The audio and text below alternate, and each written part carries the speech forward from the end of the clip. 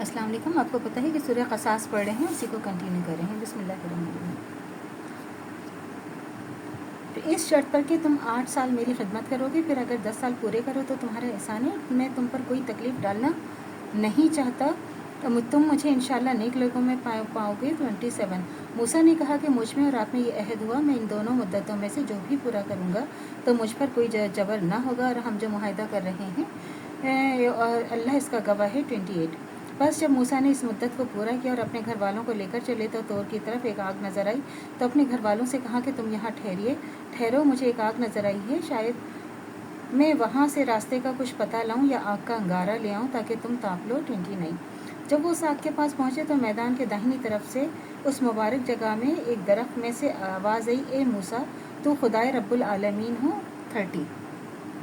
تو اے موسیٰ میں تو خدائے رب العالمین ہوں. 30. اور یہ تم اپنی لاٹھی ڈال دو. جب دیکھا کہ وہ حرکت کر رہی ہے گویا صاف ہے تو پشت پھیر کر چل دیے اور پیچھے مڑ کر بھی نہ دیکھا. تو ہم نے کہا اے موسیٰ آگے آؤ اور ڈرو نہیں, تم امن پانے والوں میں سے ہو. 31. اپنا ہاتھ اپنے گریبان میں ڈالو, بغیر کسی عیب کے صاف نکل آئے گا.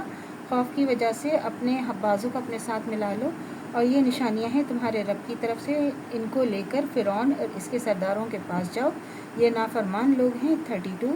موسیٰ نے کہا کہ اے میرے رب, میں ان کے ایک فرد کو قتل کر چکا ہوں تو مجھے خوف ہے کہ وہ لوگ مجھے مار ہی ڈالیں گے. 33. اور ہارون جو میرا بھائی ہے, اس کی زبان مجھ سے زیادہ فصیح ہے, تو اس کو میرے ساتھ میرا مددگار بنا کر بھیج دیجیے, وہ میری تصدیق کریں. مجھے خوف ہے کہ وہ لوگ میری تکذیب کریں گے. 34.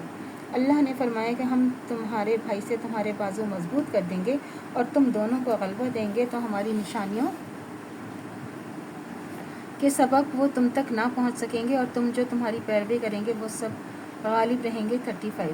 اور تو جب موسیٰ ہماری نشانیاں لے کر ان لوگوں کے پاس گئے تو وہ بولے کہ یہ تو جادو ہے جو اس نے بنا کر کھڑا کیا ہے, یہ باتیں ہم نے اگلے باپ دادا سے کبھی نہیں سنی.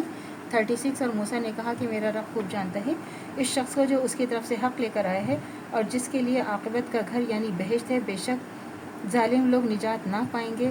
37.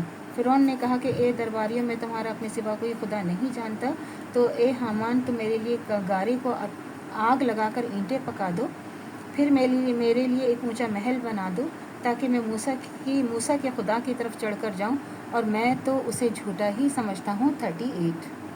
اور فرعون اس لشکر نے ملک میں ناحق تکبر اختیار کر رکھا تھا اور خیال کرتے تھے کہ ہماری طرف لوٹ کر نہیں آئیں گے. 39. تو ہم نے ان کو اور ان کے لشکر کو پکڑ لیا اور دریا میں ڈال دیا, سو دیکھ لو ظالموں کا کیسا انجام ہوا. 40. اور ہم نے ان کو پیشوا بنا دیا تھا جو لوگوں کو دوزخ کی طرف بلاتے تھے, اور قیامت کے دن ان کی کوئی مددگار نہیں کی جائے گی. 41. اور ہم نے اس دنیا میں بھی ان کے پیچھے لعنت لگا دی اور وہ قیامت کے دن بھی بدحالوں میں ہوں گے. 42. اور ہم نے موسیٰ کو پہلی امتوں کے ہلاک کرنے کے بعد کتاب دی, اور جو لوگوں کے لیے بصیرت اور ہدایت اور رحمت ہے تاکہ وہ نصیحت پکڑیں. 43.